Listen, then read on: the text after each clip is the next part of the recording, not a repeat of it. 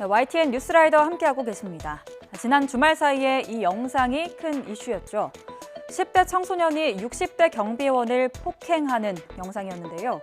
폭행한 청소년의 친구가 영상을 인터넷에 올리면서 논란이 됐습니다. 60대 어르신은 사과를 받았고 처벌을 원치 않는다고 했다는데요. 하지만 경찰의 판단은 달랐습니다. 이렇게 폭행을 당한 뒤에 기절해 있는 영상이 있는 만큼 상해죄 적용이 가능할 거라고 봤습니다. 또 영상을 유포한 행위도 문제가 될 수 있다고 합니다. 이 폭행을 한 10대 청소년은 부모님과 함께 경찰에 출석해서 반성하고 있다고 진술했습니다. 차정은 기자입니다.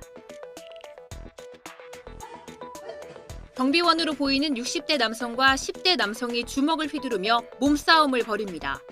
주먹을 피한 10대가 경비원을 넘어뜨려 제압한 뒤 발로 걷어차며 일방적인 폭행이 이어집니다. 지난 12일 새벽, 경기도 남양주시의 한 상가 건물에서 60대 경비원이 10대 청소년에게 폭행을 당하는 모습입니다. 경비원이 상가 건물에서 소란을 피우는 A군 일행을 훈계했고 이 과정에서 서로 몸싸움이 벌어졌습니다. 해당 영상은 SNS에 공유됐고 인터넷에서도 공분이 일자 경찰이 본격적인 수사에 돌입했습니다. 피해자 경비원은 사과를 받았고 폭행 처벌을 원치 않는다고 밝혔지만 경찰은 A군에게 상해 혐의를 적용했습니다. 영상 속 경비원이 3초가량 정신을 잃고 기절해 있던 모습을 근거로 상해죄 적용이 가능하다고 본 겁니다. 경찰은 또 무단으로 영상을 유포한 행위도 정보통신망법상 명예훼손에 해당할 수 있다고 보고 혐의 추가 여부를 검토하고 있습니다. 경찰 조사에서 부모님과 함께 출석한 A군은 자신의 행동을 뉘우치고 반성한다고 진술했습니다. 사전에 합의된 스파링 결투였다는 A군 친구의 주장도 나왔는데 경찰은 양측 진술이 서로 엇갈리는 만큼 정확한 사실관계를 조사할 방침이라고 밝혔습니다. 안정적이고 장기적인 투자다, 또 손실이 없다는 등의 광고 글입니다. 꿀 판매 사업에 투자하면 큰 수익을 낼 수 있다면서 투자자를 모은 업체 한 홈페이지 모습인데요. 자신을 한국양봉협회장이라고 소개하는 글까지 이렇게 있었지만 모두 거짓이었습니다. 꿀같이 달콤한 투자 유혹, 현실은 범행의 대상일 수 있습니다. 신귀혜 기자가 단독 취재했습니다. 선생님이라고 불리는 남성이 투자 상품을 소개하는 영상입니다. 해외 양봉 농가에서 생산하는 꿀을 국내에 들여와 수익을 얻게 해주겠다며 투자를 유도합니다. 300만 원을 1억 원까지 불린 성공담도 늘어놓습니다. 단 10분만 투자해도 인생 역전 가능합니다. 이 유튜브 채널에서 홍보한 투자업체 홈페이지입니다. 업체 대표이사가 한국양봉협회 회장으로 협회가 직접 사업을 한다고 소개하고 있습니다. 그런데 YTN 취재 결과 이상한 점이 여럿 발견됐습니다. 먼저 실제 양봉협회 홈페이지에 들어가 봤더니 완전히 다른 사람입니다. 반면 인사말은 완전히 똑같고 이력은 거의 그대로 옮겨다 놓은 수준이었습니다. 양봉협회장은 처음 듣는 얘기라면서 황당하다는 반응입니다. 상당히 충격을 받았습니다. 야, 우리한테도 드디어 이런 끔찍스러운 일이 닥치는구나. 이 업체가 협회 회장이라며 올려놓은 사진 속 인물은 누굴까? 확인해봤더니 경기 시흥시에서 행정사로 활동했던 인물입니다. 사진이 도용된 홈페이지를 발견해서요. 네. 네, 그래. 수상함을 속았어요. 실제로 수상함을 감지한 투자자도 있습니다. 유튜브 영상을 보고 100만 원을 입금한 60대 투자자는 협회 정보가 허위로 적힌 사실을 발견하고 뒤늦게 항의에 나섰습니다. 사기가 아니냐고 따져 묻자 수수료 40%를 떼겠다고 버티던 업체는 항의가 계속되자 결국 원금을 돌려줬습니다. 양봉사업 투자를 유도하는 유튜브 영상의 조회수는 일주일 만에 30만을 넘으며 관심을 끌었습니다. 경찰은 사기가 의심된다는 한국양봉협회 신고를 접수하고 해당 투자업체를 상대로 수사에 착수했습니다. 취재진은 왜 양봉협회 정보를 도용했는지 업체에 문의했지만 사이트 오류로 보인다는 짤막한 답변만 남긴 뒤 별다른 설명을 하지 않고 있습니다. 경기도 김포 고촌읍에 새로 들어선 아파트 단지 모습입니다. 이렇게 다 지었는데 입주가 불가능하답니다. 그 이유는 단 63cm 때문입니다.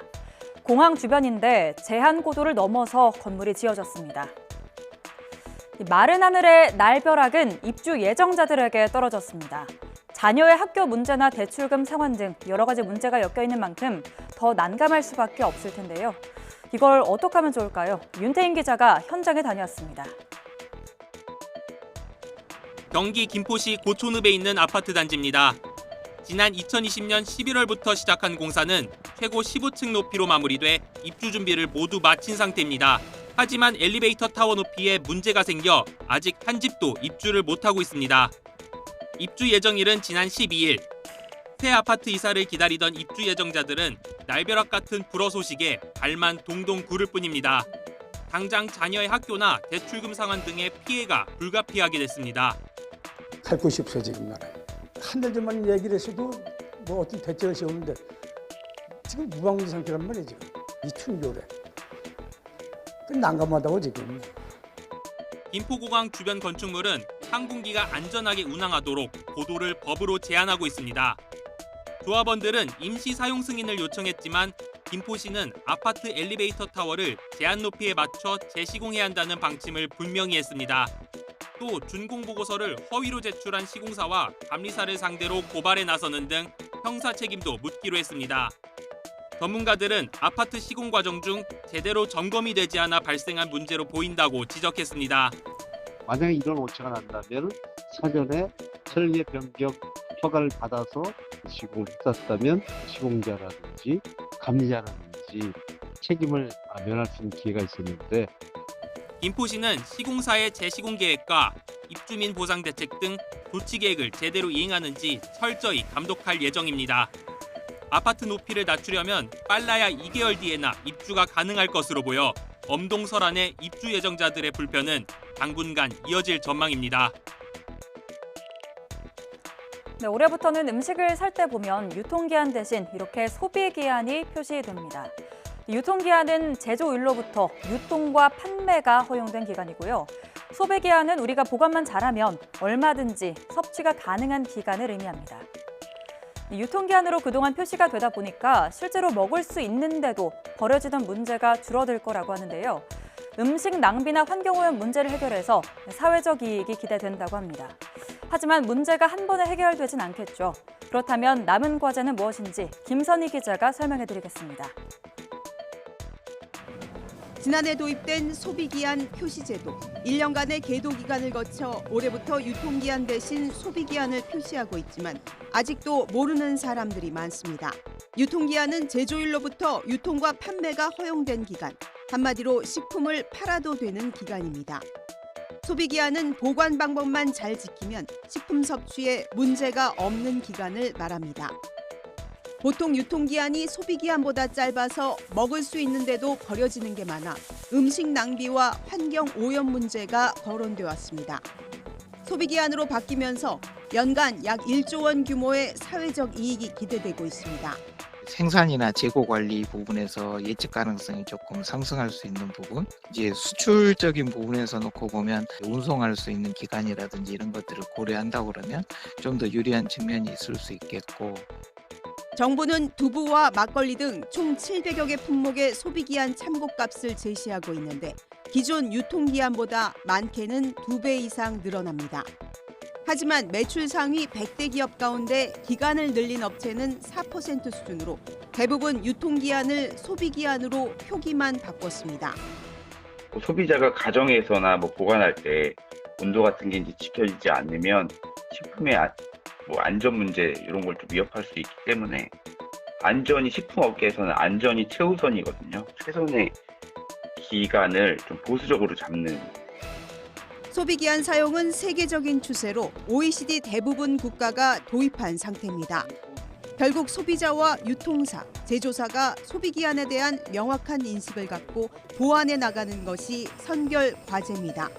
무엇보다 소비자가 식품을 섭취하는 기간이 길어진 만큼 엄격한 품질 관리로 부작용을 사전에 방지하는 것이 관건이 될 전망입니다.